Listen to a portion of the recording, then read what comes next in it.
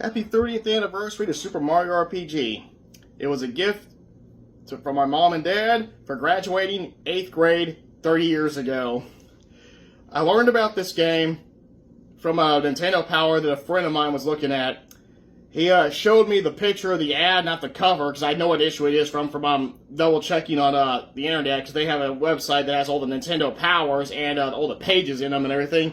When I saw Smithy on that couch, the couch with his like the hilt going like this, I didn't really know what that was when I first saw that. I had to double check it. He said that's a sword. I'm like, oh, okay. And that's why I learned that there was an RPG that Mario was going to be the star of, and this time Bowser was going to be a playable character as well.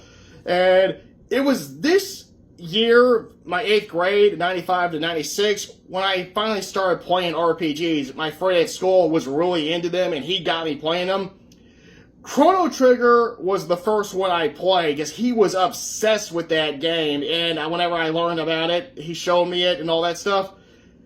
I became addicted to RPGs like him. And when Mario was getting one, I had to have it, especially when I saw the commercial with the crazy grandpa. All was peaceful in the Mushroom Kingdom until Smithy the S'more shattered the Star Road. Wow! He recovered the 7 stars! Oh, that was a good one. Well, I had to have it. So they got it for me for graduating 8th grade. Yes, I'm repeating that. I love saying that because it was a graduation present. Middle school graduation present. Oh boy. It took me 2 weeks to beat the game. I probably would have done a little bit quicker if I hadn't been rushing to get to the bosses and avoiding all the enemies, because at that point, because of I really did not like those random fights that so many RPGs do, where you go a little bit further and then it does that dun, and then you have to take on a regular enemy or a number of regular enemies. So, but this Mario does it better. Mario RPG for the Super Nintendo and in the remake, go by the rule, you have the option. Some of them are fixed, but a lot of them are just, you have the option to fight them or not, but you want to. Because I just did a third playthrough before I made this video last week, and I realized how dumb it was for me to try and just rush to the bosses, be unprepared, and then lose my temper. Why am I losing? When I did it, play through it the third time, because I've only played through this game 3 times. 2 times back in the 90s, third time this year. Oh man, if you actually take on all the regular enemies, make sure you have the character's current weapon that they need, that's available at that time, the strongest one at that time, and the armor, and a number of pick-me-ups, mushrooms, and syrup. The game is actually a breeze. This is actually a very easy game, just as long as you don't do what I did, rush it. Still, it only took me 2 weeks, but once again, it would have been a lot faster if I wouldn't have been doing that. When I first played through it, back in the 90s, Croco, what's his face, the wedding cake, and, what was it? Come on. The second encounter with, Bellum, that giant cat head, and the Axum Rangers, and Smithy were the only 5 characters in the game that were giving me a hard time. But I still did beat the game, but at the first time I played through it, I didn't have a strategy guide, so I just went through the main story, and I didn't get all the side stuff. I didn't even know there even was a hidden boss, Culex, until a friend of mine who did get the strategy guide, the same guy who was reading the Nintendo Power, showed it to me. And so my second playthrough is when I accessed the fight with him. Now, the game basically starts off with Princess Peach getting kidnapped by Bowser. You go and fight Bowser on chandeliers. When you defeat him, that's when Smithy, this giant, or you think this is Smithy, because I'll admit, I kind of was not expecting the plot twist. The giant sword was not Smithy, that's actually Exor. He drops down to Bowser's castle, kicks all of them out, including Bowser, takes over, and whenever you go back, he destroys the bridge. And so now you gotta go all the way around just so you can access a bus that flies in the air to get to the castle. Yeah, take the bus. Yeah, that's how you get to the final area. You take the bus. The first area is the Mushroom Kingdom. It also has Mario's pad. The Hammer Brothers are the second boss in the game. I'm good because Bowser does count as the first boss. But Croco, who's still Milo's, I forgot what he was getting from his grandfather, but he steals something from him, and this is when you meet Milo. Now I'm hoping I'm saying his name right. It's supposed to be like Marshmallow. Wait, Mellow? Marlo? Marshmallow. Mellow. Thank you. Marshmallow. Where's it? Marshmallow. I'm just gonna say Mallow. Correct me if I'm saying it wrong. Well, first stop by the item shop, or the armor shop, get the shirt and the pants. Yeah, Mario's the shirt, Malo's the pants, Bowser's the shell, Geno's the cape, and Princess Peach, or in this case, Princess Toadstool, is the dress. That's the armor in this game. Clothes. In a shell. In a cape. I don't know what capes also count as clothes. Okay. Oh boy. Now, whenever you engage combat with enemies, they always do a tutorial to let you know that whenever you strike, if you hit the action button at the right time, you'll do a bigger strike, which will cause more damage. And when they attack you, hit the button a time, you'll block it, and you'll either take no damage or less damage. I kind of suck at the block. And A is for attack, Y is for special, X is for items, B is for defense or run away. You don't always run away, though. Boy. And mushrooms, health, it's I believe maybe syrup is HP, F magic, and pick-me-ups are like the what do you call those things at Phoenix Downs in Final Fantasy? Yeah, that pick-me-up will pick him right up. And you get these flower jars and all that stuff, which can make your FP go even higher. And, oh goodness, you also get these pens, which can protect you from certain spells. It's silence, mute, scarecrow transformation, mushroom transformation, and I believe fear. Whenever you are mute, you can't do any of the special attacks. Fear, I believe, just lowers your defense, and I think your attack. Scarecrow transformation, you can't use items or, attack. You can still use special and defense. And when you get transformed into a mushroom or you fall asleep, you can't really do anything. Now, whenever you get transformed into a mushroom, you will take damage, but every time it's that character's turn, they actually will heal up. Yeah, nice attack. Okay.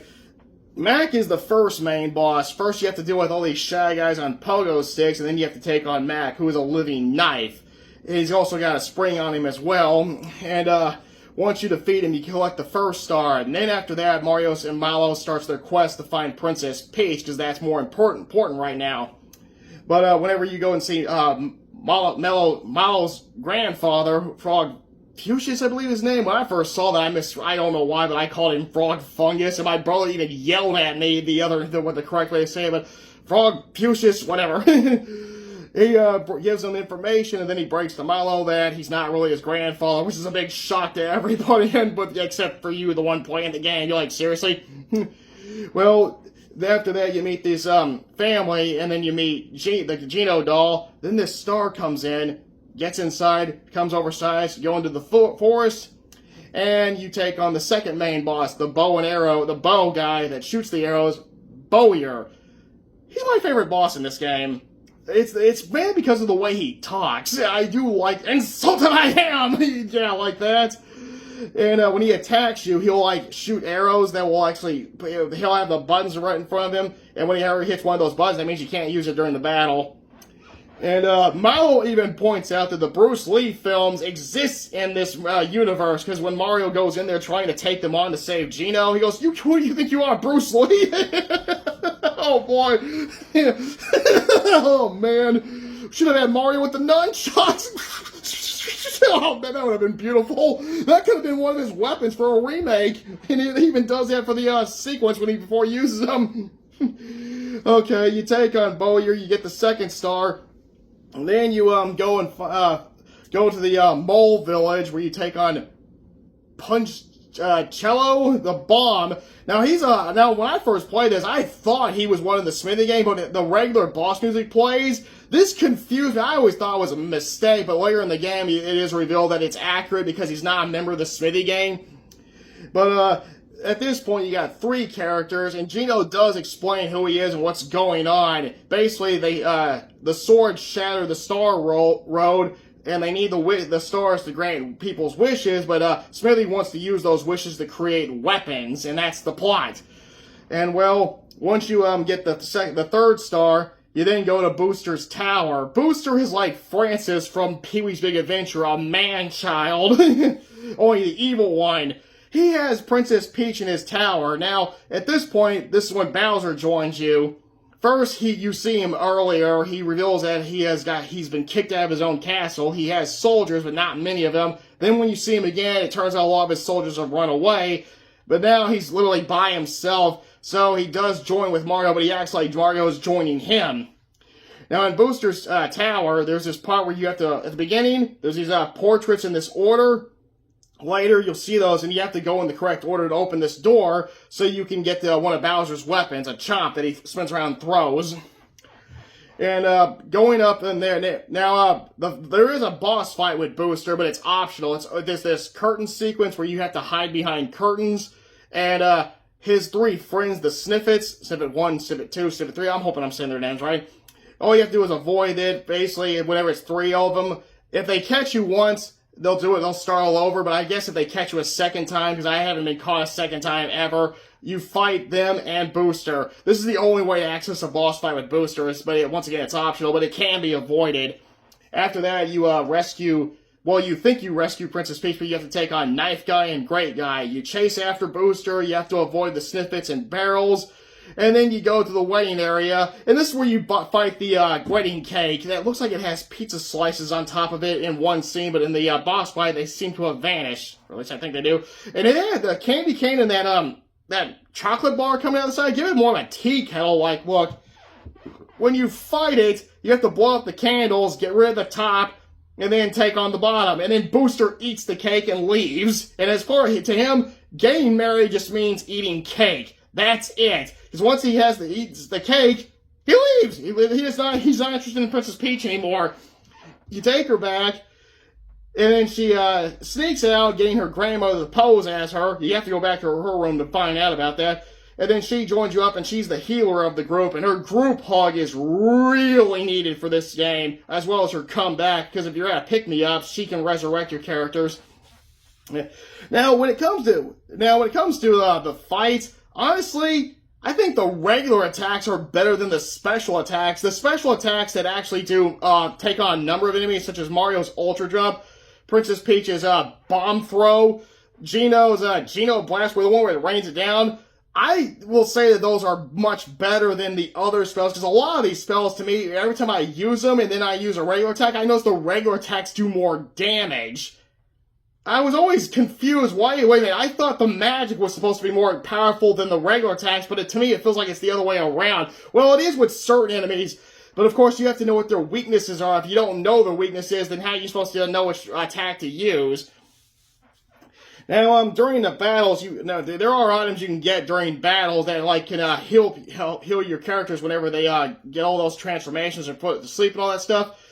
But honestly, sometimes I actually barely ever use those, because to me they're not really all that useful as much as you think. Because as long as you get your character experience points going on by taking on all the enemies, they'll be so high up that you really won't need any of that stuff.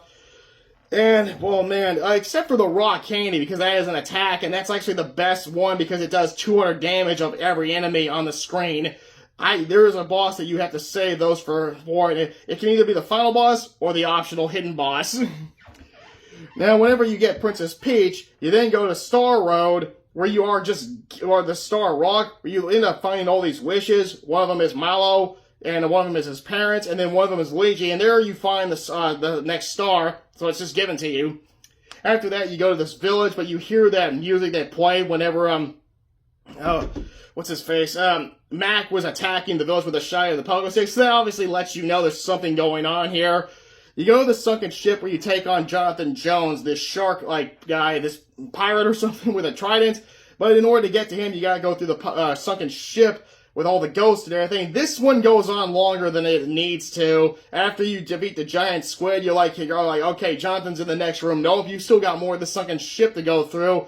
Now, I will admit, this is the part of the game that was giving me the most trouble in area-wise outside bosses, because those enemies can really be a pain. Now, if you have the pure water gets rid of ghosts in one hit.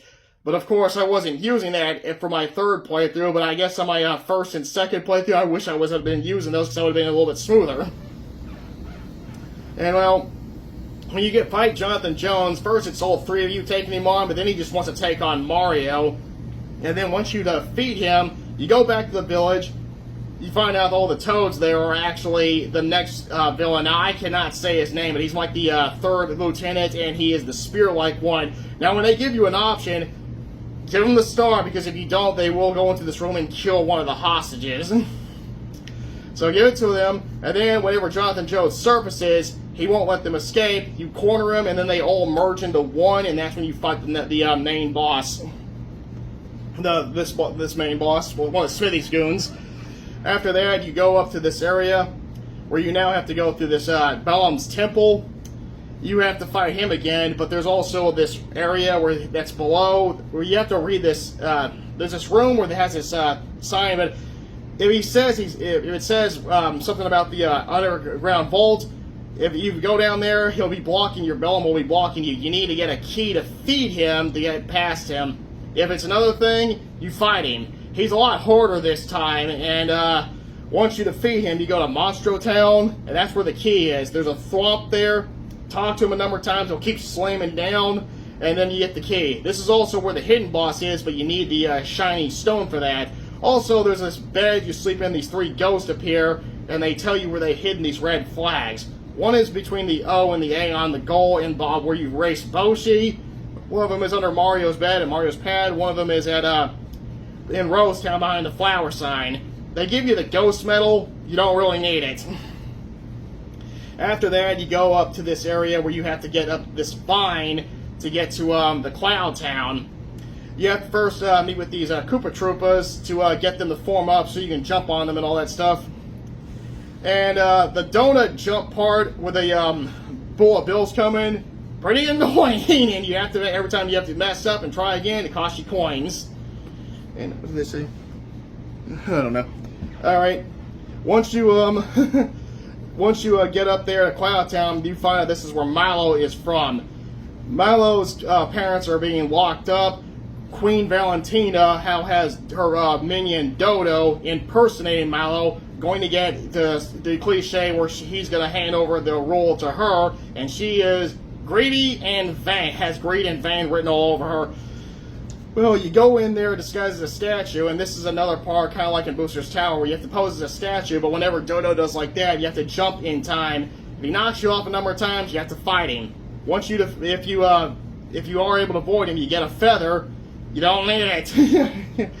You go through her tower, you then get to her, you then fight, was it Birdie or Bird-Eye or Birdo? One of that thing with the two mouths, the bow and everything. Signature character introduced in Super Mario Bros. 2. I think it's Birdo. I'll have to look it up. I'm going to correct them with the text.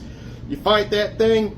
First you have to hatch it, then you fight it, then you have to deal with Birdo again. Now there's not Birdo, Dodo. Now you also have to. There's also this shy guy that is have watering flowers. You do get a seed from him before you come here, and then later after the well, I'll get to that.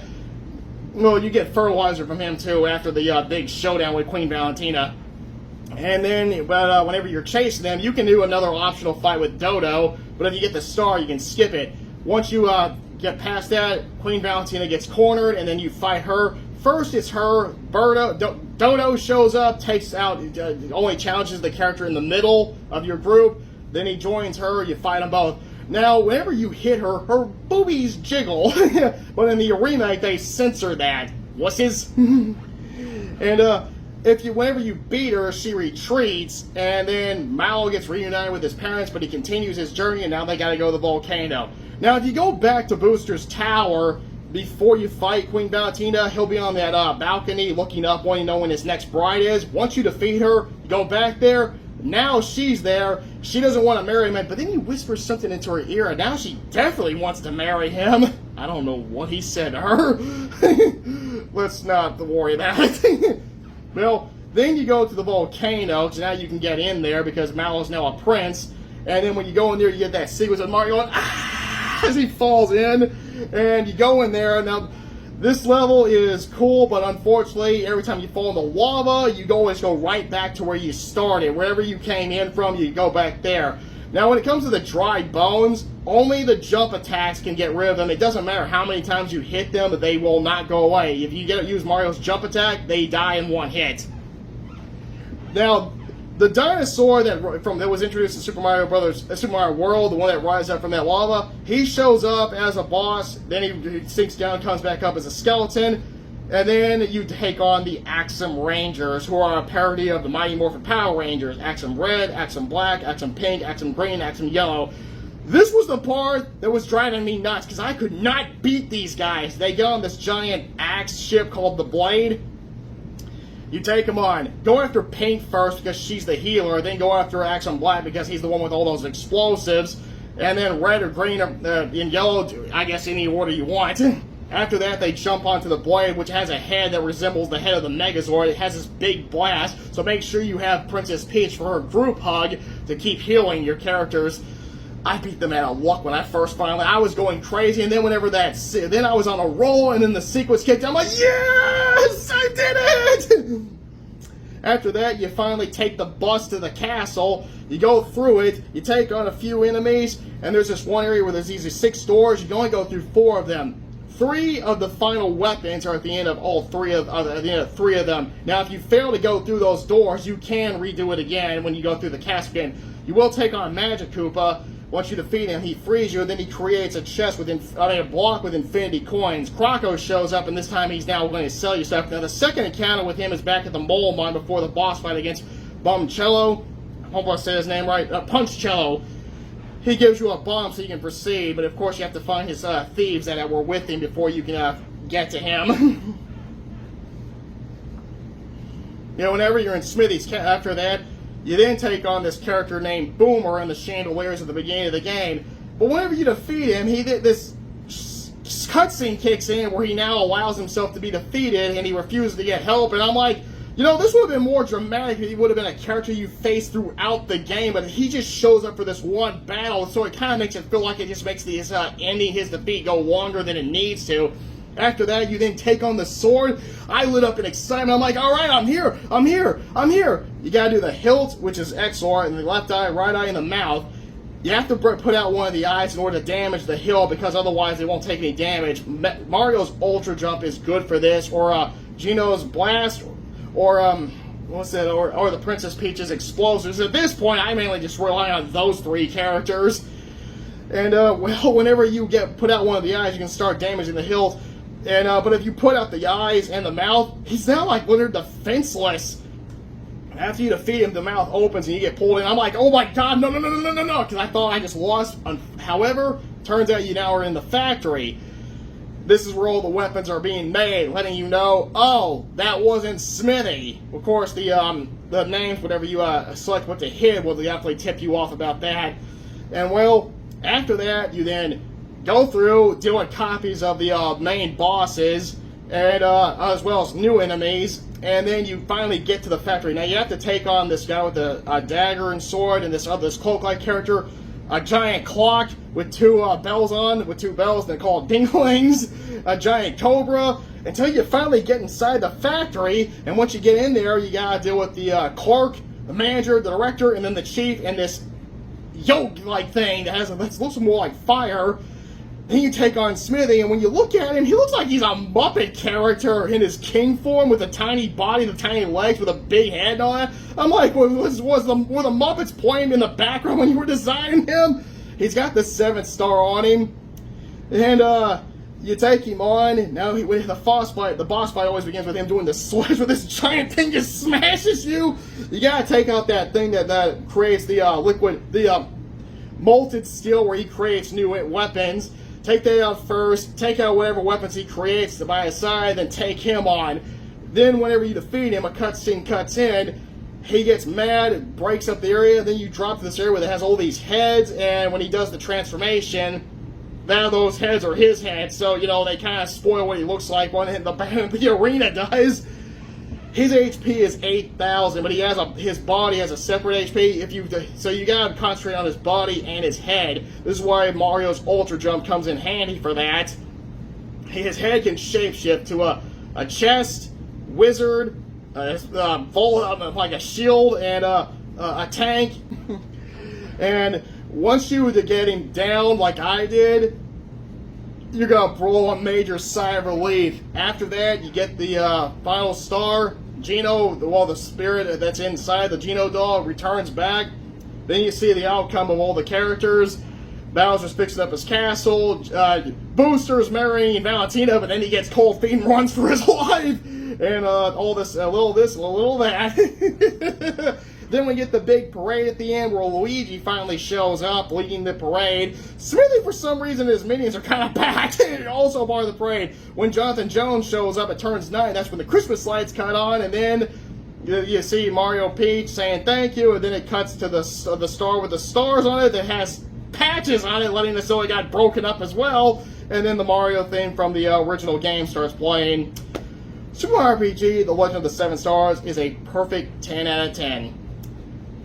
There's only minor complaints. Platforming and with the jumps are kind of annoying because you really want fixed camera for that, but this doesn't have fixed camera. You want adjustable camera, not fixed camera.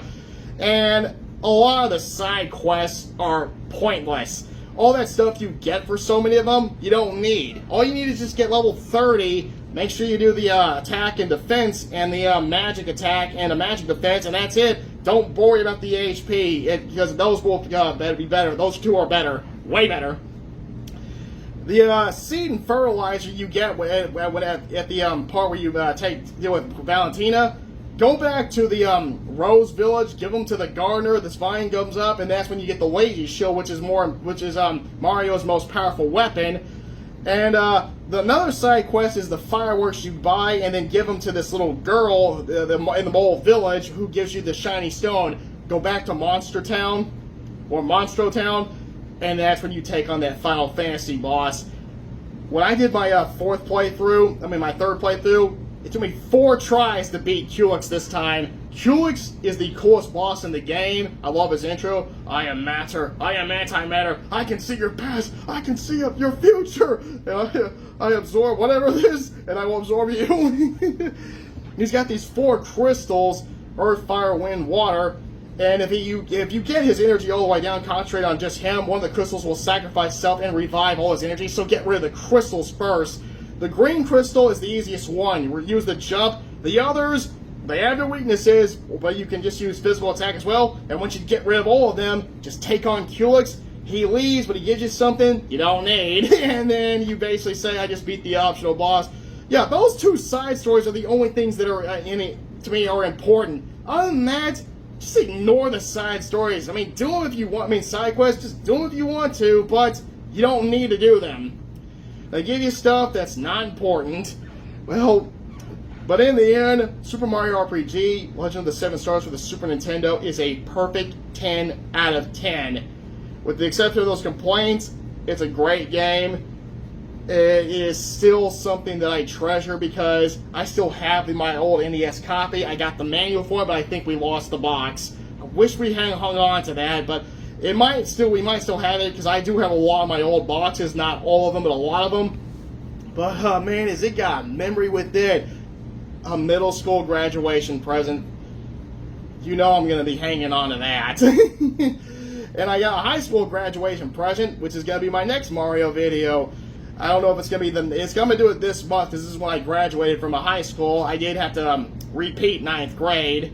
There's a story to go with that. I'll tell that for whenever I do the Paper Mario video because that's what my high school graduation gift was. I already had a car. But for all you who made Super Mario RPG, The Legend of the Seven Stars for the Super Nintendo, thank you so much. I appreciate it, and happy 30th anniversary to your great game.